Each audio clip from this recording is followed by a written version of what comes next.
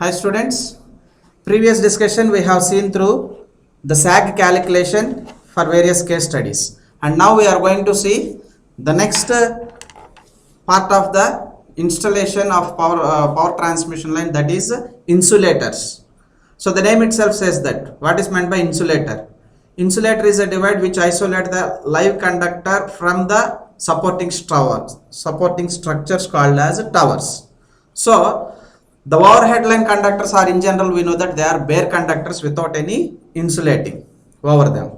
So whenever that conductor is made to run on these towers, which are made up of with metallic materials, in general we know that the towers are made up of with metallic structures. So those live conductors which are hanged or which are run over this metallic towers, they should be isolated from each of them.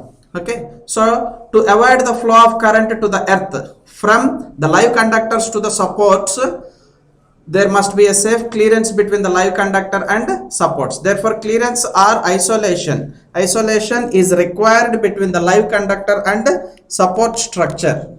So for that purpose we use the insulators. So coming to the next, thus the live conductors must be perfectly insulated from the supports. That is the requirement.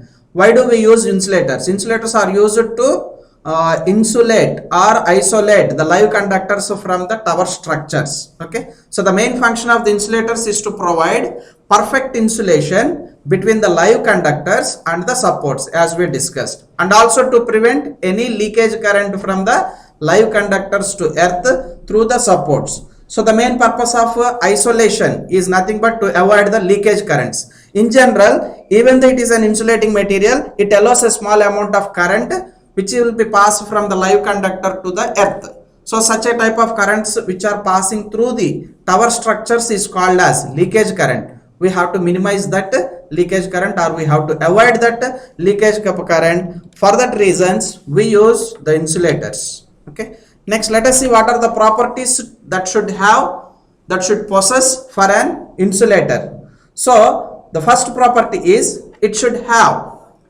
provide insulation and the mechanical support to the conductors. As we know that the live conductor is running over the tower structure or electric poles. So this insulator has to give mechanical support for the conductors in order to run the transmission line. And next, it should be mechanically strong to withstand the conductor loading along with the wind pressure. As I told you that whenever the conductor was run against the towers, so whenever it is subjected to the wind pressure or ice coating, then the weight of the conductor is increased. So that weight of the conductor, increased weight of the conductor should be entire load should be present on the, in general, that entire load of that conductor will be located on this insulator. Therefore the selected insulator should have a high mechanical strength to withstand for the carrying these weights, and should have high insulation resistance to resist the leakage currents. As I told you that the live conductors are there here. Those live conductors, whenever carrying the electricity, then there is a possibility of passing small amount of current through these insulators towards this tower structures to the earth. So these insulators, whatever we are using, should avoid those leakage currents. And next, must be free from internal impurities such as holes, cracks, insulations, etc., which reduces the permittivity of the insulator. In general, the insulator is defined with a word called its dielectric strength. What is meant by dielectric strength? The maximum voltage for which it can operate without losing its insulating properties. So whenever we identify such a type of internal impurities like holes, cracks, or insulations, etc., then if you find these type of internal impurities, then the dielectric strength of that insulating material gets decreased. Whenever that dielectric strength gets decreased, then obviously for low voltages or for less voltages this breakdown occurs, so that it allows a large amount of leakage currents. Therefore these insulators should have high insulation resistance, and also it should be free from impurities. Okay, and the further properties are there, like must have high dielectric strength to have high relative permittivity. As I told you, the properties of this insulating material purely depends upon its dielectric strength. It should have high dielectric strength so that it can operate for high voltages and it can isolate the high voltage line also. It should be non-porous. As we told that non-porous means it should not absorb the moisture content. It should not absorb the moisture content. If at all if it is porous, then the material what we are using to manufacture that insulator will absorb the moisture content, which decreases its dielectric strength. Therefore, for less voltages itself, it will break down its properties called insulating properties. That is why it should be non-porous. Should not affect by changes in the temperatures, because in the real time application, whenever we are using these insulators, they will be subjected to different temperatures. Like in winter season or rainy seasons, the temperatures will be very less, whereas under summer seasons the temperatures will be high. So the material what we selected to manufacture this insulator should not subject for changes of its properties with respect to temperatures. Okay, that is why it should not affect by changes in temperatures. And next, should have high ratio of puncture strength to the flashover voltage called as factor of safety. So the materials or insulators what we have designed should have high factor of safety. What is meant by factor of safety? It is defined as the ratio of puncture strength to the flashover voltage. So in general, the insulators will be subjected with two case studies called as either puncture or flashover voltage. So in general, if the flashover occurs, there may be a chances to reuse that insulator with some small repairing sessions, okay, modifications or changes. Whereas if the insulator is subjected to puncture, then it completely loses its insulating properties and will be not used further. Okay, so its operating factor of safety should be high, means for high voltages it should be subjected to puncture. Okay, that is the meaning of that point. And next, last property is what is meant by flashover voltage. Due to very high voltages of the line conductors, there is a possibility of flowing leakage currents, that is called flashover, between the line conductors and earth. This leakage currents produces an arc and results to an extreme heat. So the process of passing the leakage current through air against this insulating material is called as flashover. If the flashover occurs, there is a possibility of reusing this insulator. But if a puncture occurs, what is meant by puncture? Puncture is nothing but the same allowance of that leakage current will pass through material of this insulating body or insulator. Through body the current will pass, that is called as puncture. If once puncture is occurred, then that insulator material will not be used further. In this diagram you can see the flashovers, means the live conductor and the pin insulator point. These two are subjected to an arc, under abnormal conditions. Therefore these two figures indicates the flashover that was occurring against the insulating materials. The voltage at which this happens is called as flashover voltage. And next, then what are the materials that are generally used to manufacture the insulators? Three types of materials are preferably used to manufacture the insulators. They are porcelain material, glass material and synthetic resin material. So let us see point by point and what are the properties of these materials we are using here.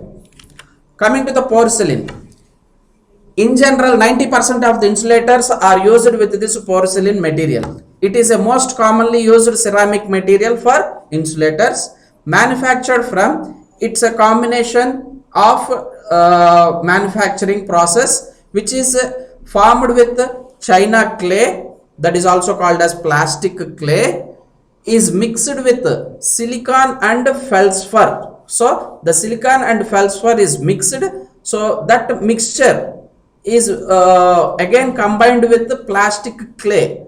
Plastic clay is also called as china clay. Like that, the mold was formulated, made up of with porcelain. This mixture is processed in mills and heated at a controlled temperature, and it has been given a particular shapes to cover with the glaze. Okay, so the glazing is nothing but a smooth surface, providing smooth surface.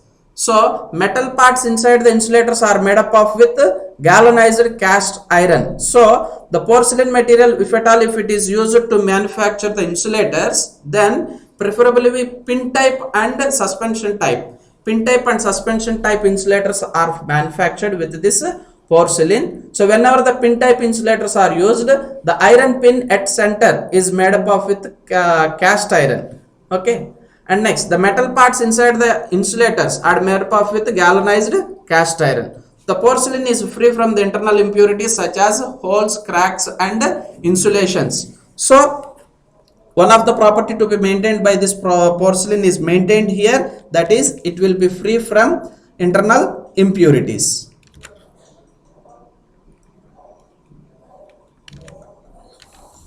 And let us see the next. It has very high insulation resistance. As we distort the properties of the insulators, those properties should be again recalled here, whether this porcelain material is having such a properties or not. One of the property for an insulating material is it should have high insulation resistance. Therefore this porcelain material is having high insulation resistance. These are heated at the temperatures to make them mechanically strong, and it is non-porous. Yes. Then what is meant by glazing? Glazing is provided to increase the smoothness of the insulator surface so that it is clean from dust and moisture. As we know that it should be non-porous. Yes, it is non-porous, and the surface of these insulators made up of with porcelain will have high glazing. Glazing means a smooth surface. If it is provided with a smooth surface, then there is no possibility of accumulation of the dust or stagnating the water whenever the rain falls, so that its rain will not that is water drops, raindrops will not be stagnated against this insulators, which reduces its dielectric strength. So that type of properties, that type of problems will not be available with this porcelain material because it is of high glazed material. And the dielectric strength of this porcelain is 60 kV per cm. So it can withstand up to operating voltages of 60 kV. And this is the figure showing, the insulators made up of with porcelain for various operating voltages. The smaller one is used for 440 volts and goes on 11 kV, 33 kV and 66 kV. Up to maximum of 66 kV we can use this pin type insulators, which are made up of with porcelain. And the second material is glass material. In general, why do we go for the second material? In the first material, one of the drawback is if at all if any cracks or any impurities are obtained or available in the porcelain material made insulators, then it is difficult to identify the internal issues. So in order to observe the internal issues like cracks etc., it is very easy for the glass being transparent. Okay, so the coming to the advantages of this glass, because of this transparent nature, cracks, bubbles and defects in the insulators are easily detected, and the dielectric strength is very high for this glass material. Less affected with the changes in temperatures, that is low coefficient of thermal expansion, cheaper than porcelain, high resistivity and simple in design, high compressor strength than the porcelain. So compared to the advantages of porcelain and glass, glass is having good number of advantages, and any system will have pros and cons. Similarly, this glass type material is also having disadvantages. They are chances of moisture condensation, which can cause high leakage current. So it is not that much non-porous. It is a porous material. Okay, so less stronger than porcelain, and cannot be molded in irregular shapes, whereas the porcelain material we can mold them with irregular shapes depending upon our usage. But here the glass being very tough to handle, so they can't be molded with different shapes. In high tension systems, due to heavy mass, this may cause internal strain because it is mechanically weak. They are not stronger than porcelain, so it may be subjected to, the insulators made up of with glass may be subjected to internal strain and leads to the breakage. That these are the drawbacks of the glass. And this figure shows the various pin type insulators which are made up of with glass material where it is transparent. Because of this transparency, internal cracks and internal bubbles and insulation failures can be observed in detail on this glass type insulators. And this is one more insulator in general used called as disc insulator, where it is completely transparent, made up of with Hewlett and link typing. Then the third material which is used frequently is of synthetic resin. So the third material used is synthetic resin.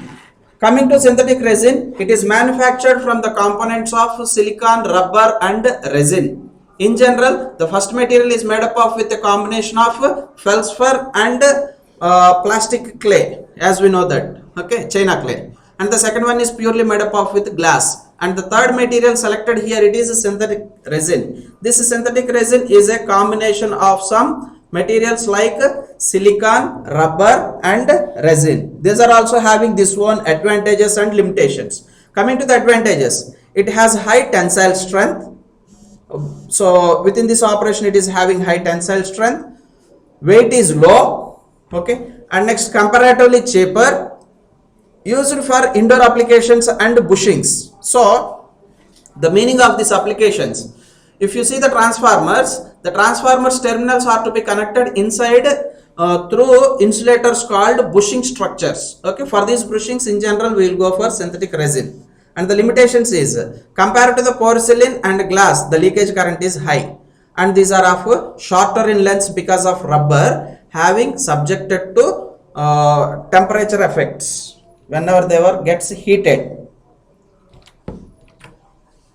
So far we explained what is the materials, what are the materials we select for manufacturing the insulators. Now what are the different types of insulators used in the real time to isolate the live conductor and tower support structures. So out of all this, there are total 5 insulators types. They are pin insulator, which are used for low voltage applications, suspension type insulators used for high voltage applications, strain insulators used at dead ends, shackle insulators used for sharp curvatures, and stay insulators. These are used to isolate the ground levels. Okay, so let us see here type by type. In that, the first one is the pin type insulator. The pin type insulator in general it is used for voltages up to 33 kV and commonly used is of 11 kV. So each pin type insulator is designed for 11 kV, either in the suspension type or the single structure. Okay, so it is used for voltages up to 33 kV and a single unit is manufactured for 11 kV. Therefore for a 33 kV line we will use in general 3 units. Okay, like that for a 66 kV line no need of 6 insulators. Because of cumulative action, 5 insulators is sufficient for a 66 kV operated line. These are uneconomical for high voltages. That is why we restrict these applications to low voltages, and are very bulky if at all if we want to use for high voltage applications. Next, a small groove is provided on the top of the insulator. In that groove, the conductor will be holded whenever it is running against the tower structures. They are very firmly secured in the cross arm with the steel and bolt arrangement. This is the physical diagram of the pin type insulator, where you can observe the entire material is of porcelain material. Upon that the groove is identified. On that groove or slot the conductor will run, and the pin insulator, it is a pin insulator where at the center you can observe a cast iron pin. That iron pin gives the base which is fixed to the cross arm with the bolt and nut arrangement. Okay, and coming to here, this is the way how to use the pin insulator. Upon the groove the conductors are running. If at all if that insulator is subjected to flashover, you can observe a spark in between the conductor and the pin which is located on the cross arm. Our objective is to minimize this arc formation. For that, it should be having high factor of safety. And for the same pin insulators, whenever the conductor is running in the groove of the pin insulator, due to wind pressures and the weight of the conductor, there may be a chances of vibration of the conductor against the groove. In order to avoid such a vibrations against the groove, a small binding wire is taken and that binding wire is connected to that groove very stiffly, so that during wind pressure times or external forces, it will not be moving against that groove. Okay, and the surface in general is made up of with very smooth, and also it is made up of with sheds arrangement called petticoats. So those shedding arrangement gives us, improves its mechanical strength.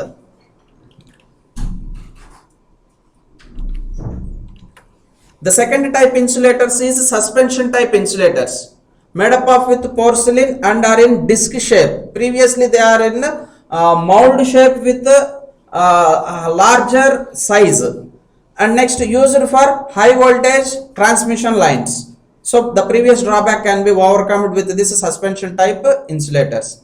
Less in size than pin type. So number of units in general depends upon the operating voltages by placing them in series. So each unit is designed for 11 kV. There are two different types of suspension type. They are cement cap type and Hewlett or interlinking type. So coming to each one, this is the figure of suspension type insulators called cement capped type. So one side of the disc is having a cap arrangement where the other side of the link will be attached to that cap.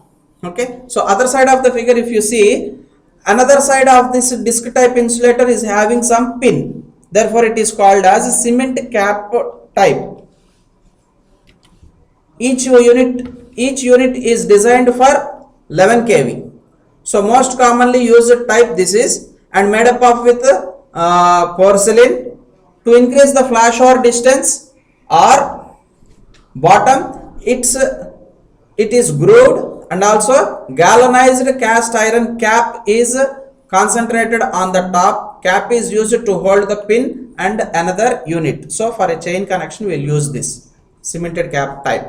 And the limitation is the cubical expansion of these different materials like iron, porcelain and cement. Fine cracks in the insulators that early failure is possible. So within the designed voltages it may not be operated. And the second category of the suspension type insulators is Hewlett or interlinking type. In terms of designing, it is very simple to design, and it is made up of with again porcelain. Steel links are passed in the two channels provided on the top of the unit. So no connections is required like cement cap and link connection. Mechanical strength is very high due to the steel links which are provided in the slots. So no interruption of working even if they are producing the brakes, porcelain brakes. Then the limitations are possible of earlier puncture than the cemented type, concentrated cemented type cap due to high electrostatic stresses on the porcelain. This is the figure of Hewlett or interlinking type, where you can observe these are also a suspension type, and instead of having a cement and cap links, we will connect them with the channels, two channels. And this is the figure where we can see the Hewlett or interlinking type. In general, the outside usage also used with this string of insulators. Okay, and each unit is designed for 11 kV. And the third category is strain insulators. So if you check it, the strain insulators, they are used at dead end connections and they are used in the horizontal plane. Okay, so used at dead ends, corners, curves and at river crossing points, reduces the excessive tension on the line And for low voltages up to 11 kV suspension type are used. For high voltages train type insulators are used here, and discs are in vertical plane instead of horizontal as in the suspension type. In the suspension type we go for horizontal plane, whereas these are operated in the or placed in the vertical plane for its location. And this is the real time picture where we use this strain type insulators called at dead ends or sharp curvatures. If the line conductor has to be run with sharp curvature of 90 degrees, then we'll isolate them with this strain insulators, and a jumper will be placed from one end to the other end. And the fourth category of the insulators is shackle type insulators. This was the shackle type insulators which are mounted on the pole, used for very low voltage applications. In general, you can see at distribution side, because at distribution side it is operated with 440 volts only. So also known as spool insulators. This shackle insulators is also called as spool insulators, used for LV distribution lines, can be used in both vertical and horizontal planes as per our requirement, used at dead ends to terminate the transmission line, and the insulator is round in shape, and each side there is a galvanized iron plate, and next the conductors in this are grooved and secured with a binding wire. The figure shows this is the way how the binding wire is connected to that in order to have a secured connection.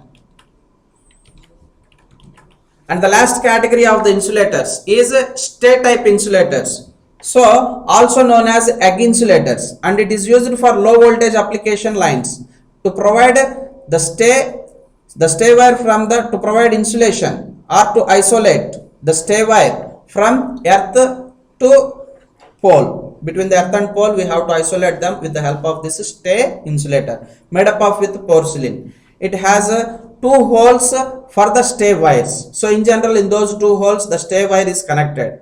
So designing is in such a way that stay wire with not fault will not fall, the stay wire will not fall on the ground curve if the insulation breakdowns.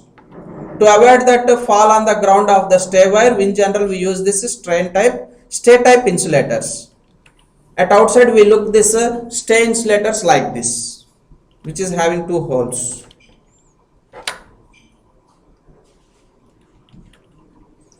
So up to now we discussed insulators, properties of the insulators that should be happened, and next various insulating materials like porcelain, glass and synthetic resin, the properties that are there for these materials. And next we discussed what are the different types of insulators. Total 5 types of insulators. They are the pin type insulator, suspension type insulator, shackle type insulator, strain type insulator and stay insulators. So for every applications we will change based upon our requirement. We will use these 5 types of insulators. So among those all insulators, the suspension type is the majorly used insulators to isolate the live conductors from the tower structures. Let us see the mathematical analysis of the designing of that suspension type string based insulators. So let us see the topic called mathematical analysis, which comes under voltage, the voltage distribution. Let us see the voltage distribution of the string units. So let us assume pictorically this was the tower structure where it is earthed, and it is the length of the cross arm in general used to hang the string of insulators. Let me assume that there are 3 units in our discussion, and each unit made up of with porcelain material in the form of a suspension type are represented with its capacitance called as self capacitance capital C. As the 3 units are similar units, let me have those self capacitance to be as equal values, Under ideal case, these three will be worked out similarly. If at all, if the operating voltage is of capital V volts, then each unit will share the voltage equally, so that each unit will block a voltage of V by 3, V by 3, V by 3, so that they are equally stressed and isolates in a perfect way. But because of this shunt capacitance or mutual capacitance that was existing between the pin of the two insulators connecting, that is link, and earth ground, called as C1, where C1 is mutual capacitance or shunt capacitance, C is self capacitance, So in general, we select this C1 to be K into C, where K is the ratio. The ratio is defined as, here the ratio is defined as the division of, that is the ratio of shunt capacitance to the self capacitance is called as ratio factor. Okay, so that C1 is equal to K into C, so that K is defined as C1 by C. Okay, so that here between the link joining points we can observe the nodes P and Q, let us assume. So that because of the existence of this shunt capacitance, the voltages will be unequal against each unit, and those voltages are identified here as V1, V2 and V3. So the summation of these three voltages which are shared by these three units will be operating voltage capital V. And let me assume the current passing in the self unit which is nearer to the cross arm is I1 current, and the middle unit carrying a current of I2. The unit which is nearer to the conductor in general is called as line unit. That line unit is carrying a current of I3. So I1, I2, I3 are the currents that are passing in top unit nearer to the cross arm, middle unit and line unit. Why we call this as line unit? Because this unit is nearer to the live conductor, and this is the magnitudes of the currents. In observation, this I3 current whenever passing from the conductor towards node Q, we can find that some of the shunt current will pass through this mutual capacitance called C1. Let me assume that current as small I2. So capital I3 is equal to capital I2 plus small I2 as per KCL at this node Q. Means this I2 magnitude is less than I3. So this I2 passing through the self capacitance again will be divided into two components as small I1 and capital I1. Small I1 and capital I1. So on observation, capital I1 magnitude is less when compared to I2, still less when compared to I3. That is, I1 is less than I2, further less than I3. Since there is a currents deviation among the similar units, the product of the current against to its ohmic value gives us voltage. Therefore, the voltages will differ across the units. The voltages are in the same fashion. V3 voltage will be greater than V2 comparison, still greater than V1. So the line unit is subjected to more voltage so that it is stressed a lot compared to the remaining units. So V3 voltage is greater than V2, greater than V1. So this is the way how the voltages are distributed, and let me calculate the magnitudes of these voltages V2 and V3 in terms of the first unit V1. For that purpose, let me apply the KCL. So writing the KCL at node P. KCL at node P. On writing the KCL at node P, sum of incoming currents capital I2 which is equal to capital I1 plus small I1. Okay. So in general we know the current in the capacitor can be written as I is equal to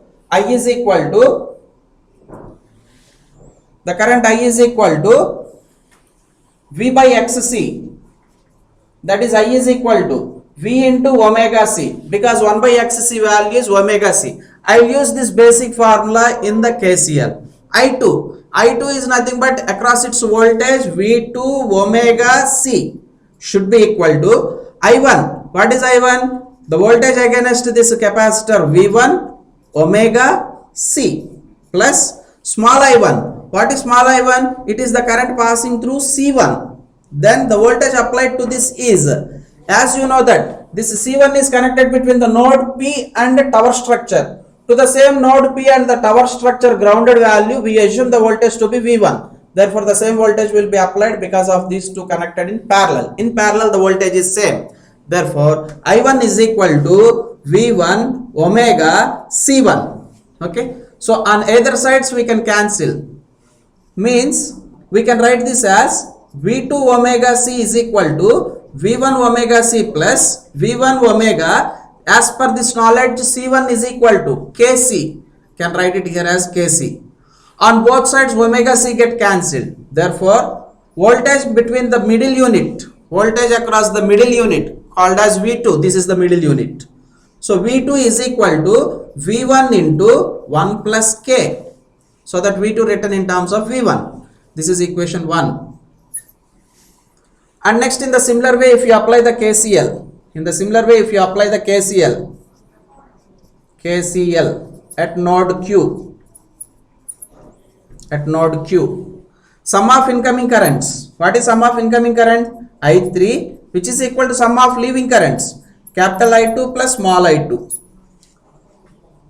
Expand the currents in terms of voltages. I3 is equal to V3 omega C equal to capital I2 V2 omega C plus small I2. How to write this small I2? First I have to identify the voltage that was impressed against it.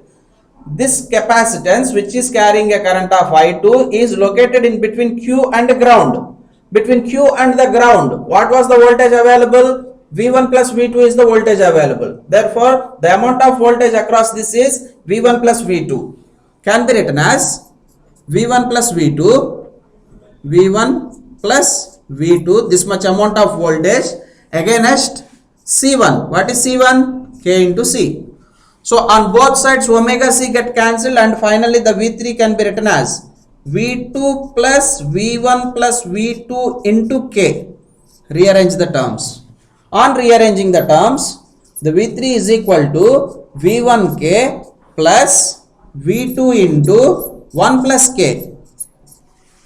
From equation 1 we know V2 value, V1 into 1 plus K. Let me substitute that. So that V3 all terms will be obtained in terms of known quantity V1. So rearranging and substitutions will get V1K plus V2 is nothing but V1 into 1 plus K multiplied by 1 plus K holds good with its square. Then V3 is equal to V1K plus V1 of, expand its A plus B whole square, that is 1 plus K square plus 2K. Altogether, we get the voltage V3. Altogether, we get the voltage V3 as voltage V3 is equal to V1 of 1 plus 3K plus K square. This is the equation. Let us rewrite. V3 is equal to V1 of 1 plus 3K plus K square. Let it be equation 2. From 1 and 2 equations we can write them as V1 by V1, V1 by 1 is equal to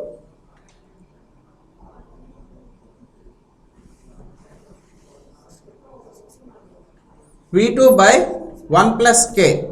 If you cross multiply it, you can get this value. V2 is equal to V1 into 1 plus K. In the same lines, we can write this as V3 by 1 plus 3K plus K square. This is our relation. It holds good, this relation. V1 in terms of V2, V3. Getting them as V2 is equal to 1 plus K into V1. V3 is equal to 1 plus 3K plus K square into V1. Once if you get the value of K and V1, can be estimated V2 and V3. So the summation of the operating voltage capital V is equal to V1 plus V2 plus V3. Mean to say that V is equal to V1 plus V1 of 1 plus K plus V3 V1 of 1 plus 3K plus K square. Okay, so that we can define the string efficiency. Since the voltages across the similar units is not equal, therefore it is not operated effectively with its ideal value called as 100%. If at all if these three voltages are equal in magnitudes, then we can call that it is operating at, that string is operating with its higher efficiencies to an ideal value called 100%. Because of this unequal voltages, it is not operating at its maximum voltages, and the formula is given as voltage across the entire string divided by number of insulators in that string multiplied by voltage across the line unit, as the line unit is called as V3. So V3 in this example multiplied with 100 gives me the percentage value. So this string efficiency ideal value is equal to 100%.